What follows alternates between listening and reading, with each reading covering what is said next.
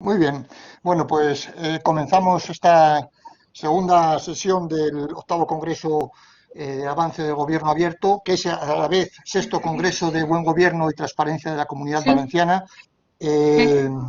y antes de nada, sí, pues me hola. presento para quienes no me Es conocen. Elizabeth. Soy Es Tomás Elizabeth. Quintana, procurador del Común de Castilla y León y también comisionado de la transparencia de esta comunidad autónoma, que en Castilla y León se unen estos dos cargos en una misma persona, aunque funcionamos de manera diferente, como es lógico. En primer lugar, quiero permitirme que agradezca a los organizadores de este doble congreso y particularmente al profesor Lorenzo Cotino la amable invitación que en su día me cursó para participar como moderador de estas jornadas, lo cual me permite, en primer lugar, y no quiero olvidarme, y por eso lo quiero decir ya, eh, expresar un afectuoso recuerdo a nuestro compañero José Molina, que como la mayor parte de vosotros, si no todos sabéis, pues falleció recientemente y hay todos los que le conocimos, desde luego, y yo en particular, así lo puedo afirmar, pues tenemos un gratísimo recuerdo de él y le echamos mucho de menos, como no. Y además también quiero, aparte de tener este recuerdo hacia nuestro entrañable antiguo compañero José Molina, quiero también saludar a todos los asistentes a las jornadas. Veo que va creciendo su número, según puedo comprobar, y lo cual me alegra, desde luego, porque es muestra del buen interés que tienen este tipo de jornadas, este tipo de eventos. Y quiero saludar a todos y particularmente a los compañeros de los órganos de transparencia y también a los profesores universitarios que sé que participan en el mismo, algunos de los cuales ya he podido saludarles a través de la pantalla de una forma directa. Se me ha encargado moderar esta mesa, pero realmente mi función pues prácticamente es huelga, porque estoy seguro que todos los participantes en el mismo y particularmente los que intervienen a través de sus ponencias son personas muy moderadas, van a hacer un uso limitado del tiempo, que espero no sea, deseo que no sea superior en ningún caso a 20 minutos en cada una de las ponencias, para poder después intervenir quienes lo deseen, haciendo las preguntas, observaciones o reflexiones que consideren oportuno. Por tanto, yo voy a ir presentando mínimamente a los ponentes y dándoles la palabra de una forma sucesiva para, al final, abrir el turno de debate una vez que todos ellos hayan intervenido. En primer lugar, si no me dice nada el profesor Lorenzo Cotino, pues va a intervenir, digo, porque en el programa estaba de forma diferente organizado, pero por una incidencia de última hora va a intervenir en primer lugar Emilio Guichot, que es licenciado y doctor en Derecho,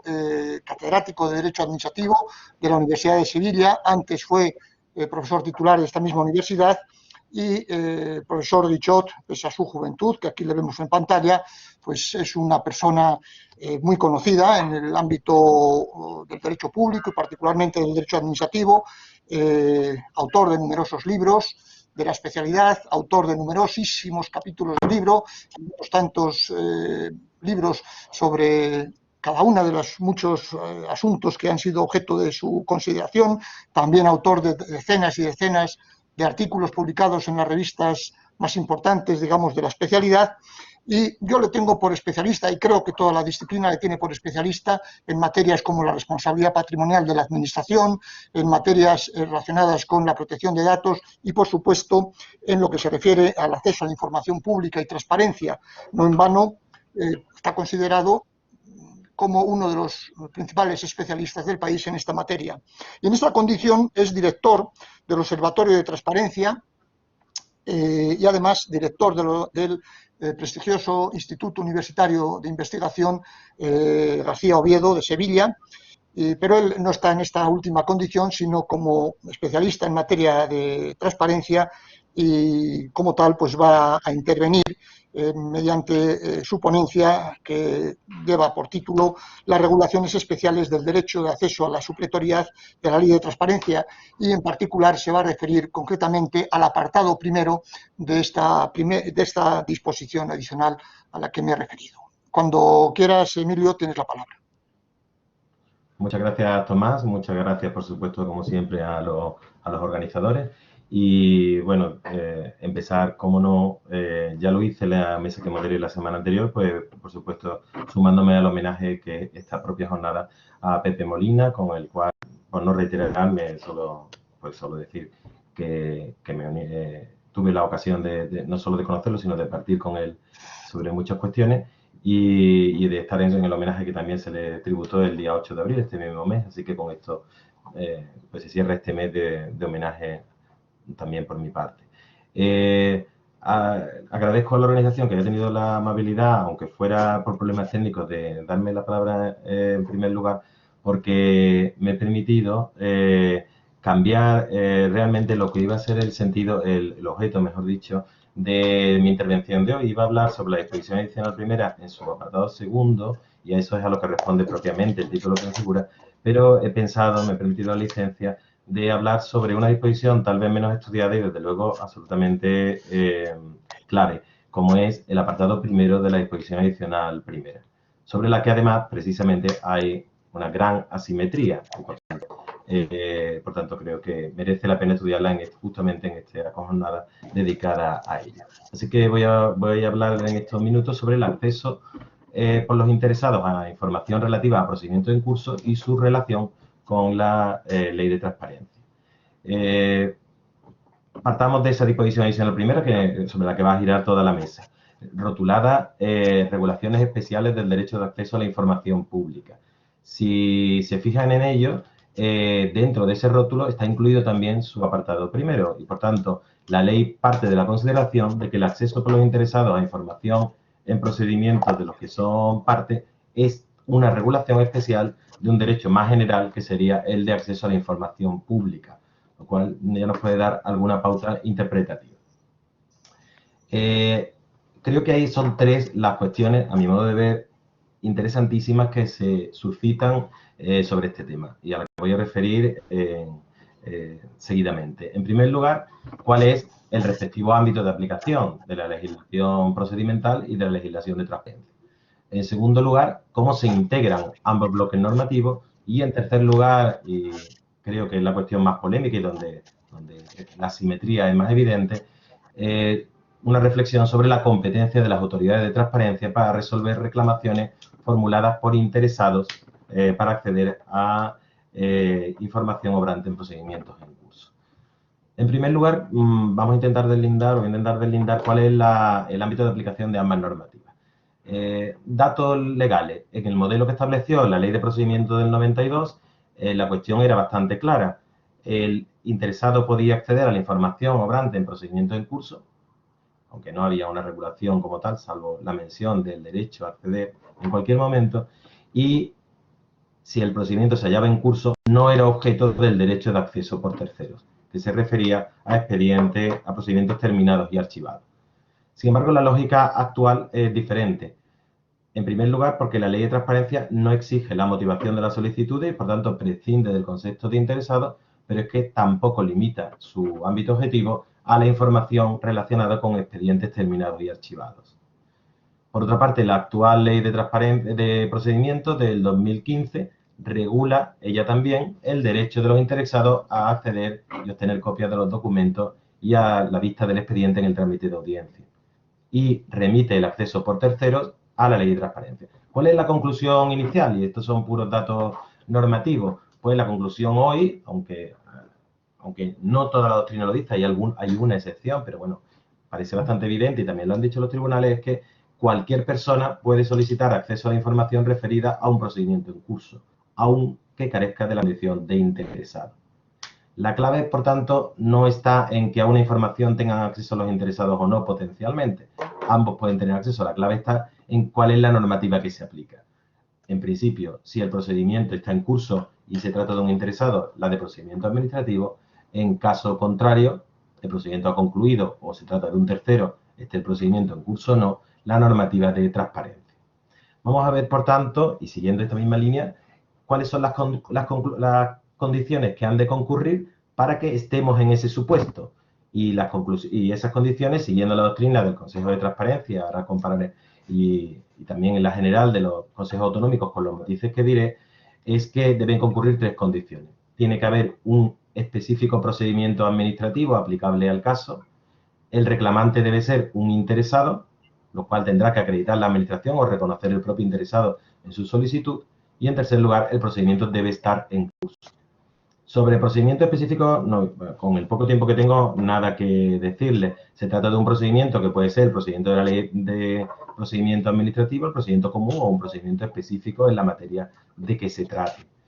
En cuanto a la condición de interesado, la doctrina del Consejo de Transparencia Estatal es un tanto ambigua o directamente contradictoria sobre si los denunciantes tienen o no la condición de interesado. ¿Y en qué juega aquí? Pues que si se les reconoce la condición de interesado, entonces tendrán que acudir a la ley de procedimiento y no podrán acudir a la ley de transparencia ni a la garantía de los consejos de transparencia. Hay resoluciones en uno o en otro sentido. Solo recordarles que la ley de procedimiento, el 62.5, lo que dice es que la presentación de una denuncia no confiere por sí sola la condición de interesado en el procedimiento, que dependerá de las circunstancias concurrentes en ese sujeto. El tercer elemento es que el procedimiento ha de hallarse en curso. Y sobre esto hay discrepancia entre la doctrina del Consejo Estatal y la autonómica en algunos casos, y es que la doctrina del Consejo Estatal es muy amplia en el entendimiento de cuándo un procedimiento está en curso, porque considera que lo está no solo hasta el momento en que se dicta resolución, que es en la dogmática clásica, yo diría general del derecho administrativo, cuando finaliza el procedimiento mediante una resolución,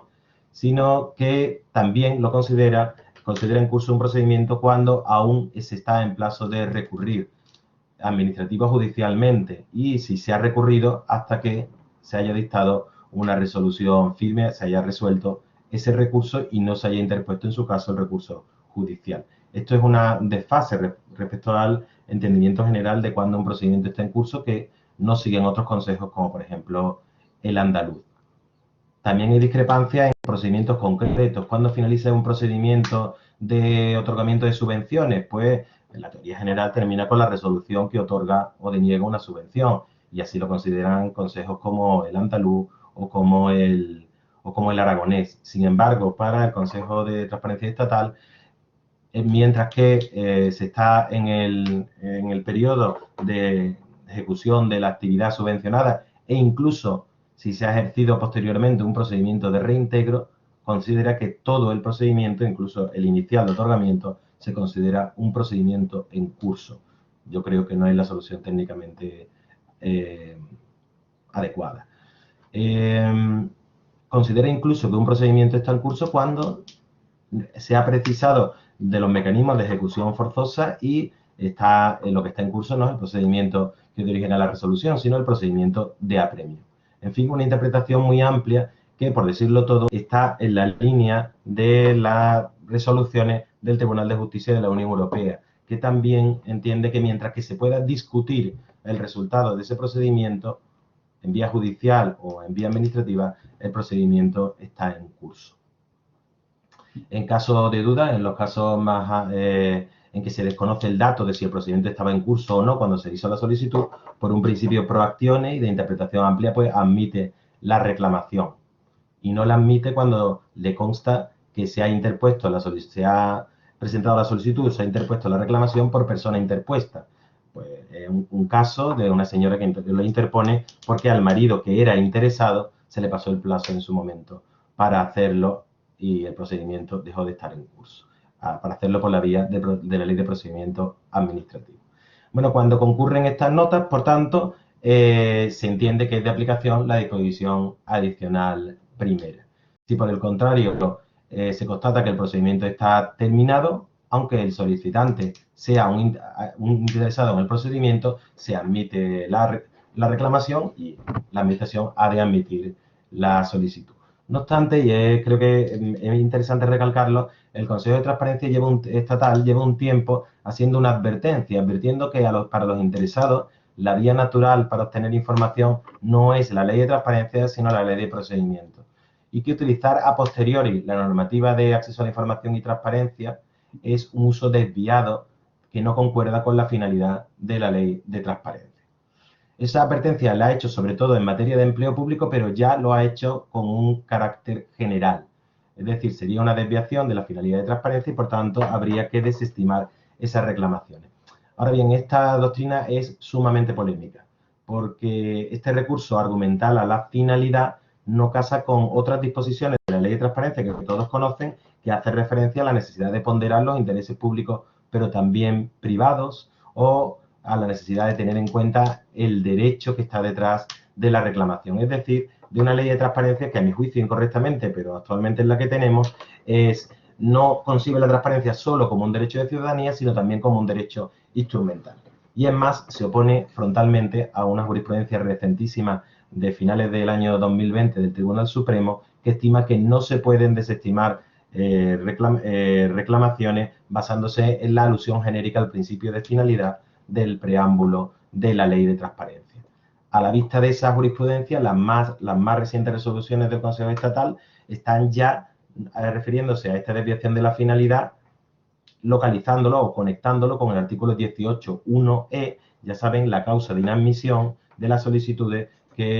abusivas que no se correspondan con la finalidad de la ley. A mi juicio, si esto es lo que se busca y tendría sentido en una concepción de la ley de transparencia como ley de ciudadanía y de ponderación en abstracto con intereses públicos, habría que cambiar la ley, el 14.2, el 15.3, todas las referencias a intereses privados. Y convendría aclarar que el artículo 53.1 de la Ley de Procedimiento, tal y como parece sostener el Consejo de Transparencia Estatal, es de aplicación a procedimientos en curso y terminados, es decir, reconoce el derecho del interesado a acceder a información que le afecta respecto a procedimientos en los que fue parte o es parte. Mientras que no se lleven a cabo esos cambios normativos, la interpretación del Consejo Estatal tiene un difícil encaje en la ley y en la jurisprudencia. Un segundo punto ya mucho más breve. ¿Cómo se podría hacer una interpretación armonizadora de las relaciones entre el acceso de los interesados a la información obrante en procedimientos de los que son parte y el acceso por el resto de los ciudadanos? ¿Ha de regir supletoriamente en la ley de transparencia, en los no regulados en la ley de procedimiento, que realmente no dice nada, más allá de reconocer el derecho? Pues lo primero que habría que partir de la literalidad, y es que, si se fijan, la disposición adicional primera, apartado primero, no hay una referencia expresa a la supletoriedad, como sí la hay en el apartado segundo. He sostenido desde el inicio, desde que se aprobó la ley de transparencia, que hay que hacer una interpretación de la normativa de procedimiento a la luz de la ley de transparencia para rellenar la enorme laguna, por no decir la falta de regulación material, y que el resultado ha de ser que nunca el interesado puede ser de peor condición que un tercero a la hora de acceder a la información obrante en un procedimiento del que ha sido parte. La verdad es que es un argumento que casi me atrevería a decir que es de pura lógica y sentido común. Y así lo han dicho, por cierto, con esta palabra, algunos consejos de transparencia, como enseguida les voy a decir. Sin embargo, y a sensu contrario o desde otra perspectiva, hay límites que operan para los terceros que no deben operar o deben hacerlo de forma muy reducida cuando se trata del interesado, cuando el solicitante es interesado. Me refiero a los que yo he englobado bajo el paraguas de los destinados a proteger la efectividad o la integridad de los procedimientos administrativos o judiciales, porque se refiere precisamente a la protección de un ámbito de reserva cuando los procedimientos están en curso. La ley de procedimientos habla de prevención, investigación y sanción de ilícitos penales, administrativos y disciplinarios, funciones de vigilancia, inspección y control, garantía de la confidencialidad o el secreto requerido en procesos de toma de decisión. Pues bien, en la doctrina de los consejos y en la propia jurisprudencia, estos límites juegan precisamente cuando los procedimientos están en curso, porque lo que se pretende, o al menos esa ha sido la interpretación que se está imponiendo, que se ha impuesto en la jurisprudencia europea y se está imponiendo, yo diría, en la doctrina del Consejo Estatal, es que cuando los procedimientos están en curso, esos valores, esos bienes públicos que les acabo de relatar, podrían sufrir si no tuviera acceso, si tuviera acceso un tercero a la información referida a los procedimientos. Dicho de una forma literaria, se pretende ocultar de la mirada ajena la información cuando aún la administración está en el proceso de toma de decisiones. Ahora bien, yo lo que sostengo es que se esté o no de acuerdo con esta interpretación, que por otra parte reduce el papel de la transparencia como como motor también de la participación y del debate, cuando las decisiones no están aún tomadas, en todo caso, se podrá querer preservar un espacio para decidir sin mirada ajena, pero sin excluir por esa razón al directamente afectado por la decisión a adoptar, es decir, al interesado, que no es un extraño, sino es el propio sujeto observado, por decirlo así. La propia ley de procedimiento parece apuntar en esta dirección, porque les recuerdo que al regular la vista del expediente en el trámite de audiencia, dispone que se tendrán en cuenta las limitaciones previstas en su caso, recalco ambas expresiones, en la ley de transparencia. Es decir, no hace una equiparación absoluta en los límites, sino que se tendrán en cuenta y en su caso, dado que la aplicación ha de ser diferente, más suave, por decirlo de una forma vulgar, más suave para el interesado, para el cual muchos de estos límites no tienen sentido. Por último, el último minuto o 2 minutos, una cuestión que creo que puede ser la más polémica y la de mayor debate y donde hay una clara asimetría.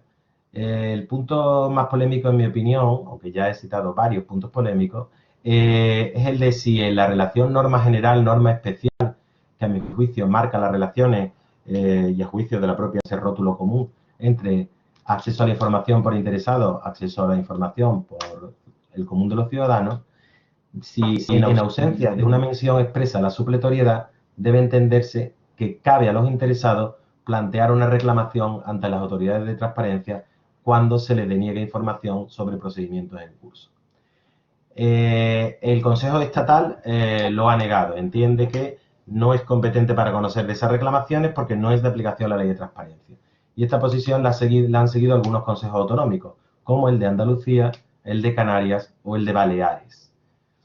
Eso hace que no entren en esta cuestión de si se puede aplicar supletoriamente algunas disposiciones de la ley de transparencia porque sencillamente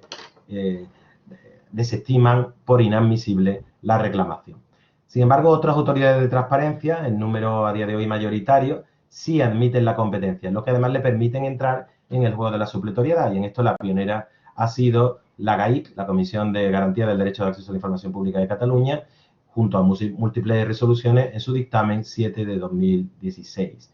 Considera que la condición de interesado debe tenerse en cuenta a la hora de ponderar los posibles límites y el interés privado que en este caso se suma al público en el conocimiento de la información, y que en todo caso el interesado esté o no en curso el procedimiento cuenta con la garantía de la reclamación ante la autoridad de control. Esta doctrina la ha seguido el Consejo de Transparencia de Valencia, rectificando una línea inicial que era desfavorable, el de Aragón, estudiando como acostumbra pedagógicamente los pros y los contras y decantándose por esta segunda solución, o la Comisión de Transparencia de Castilla y León. Concluyo diciéndole, me parece que es una... Bueno, concluyo diciéndole dos cosas. Una más importante que otra. La más importante es que ya hay, al menos, y probablemente haya más, y saldrán ahora en lo que nos puedan aportar los otros ponentes o en el debate, hay al menos una resolución del Tribunal Superior de Justicia de Castilla-León que ha ratificado esta segunda solución, ha admitido la competencia de la Comisión de Transparencia de Castilla-León para conocer de reclamaciones interpuestas por interesados y referidas a procedimientos en curso. Una resolución que no solo cita ya en sus resoluciones la Comisión de Transparencia de Castilla y León, sino, por ejemplo, la de Aragón.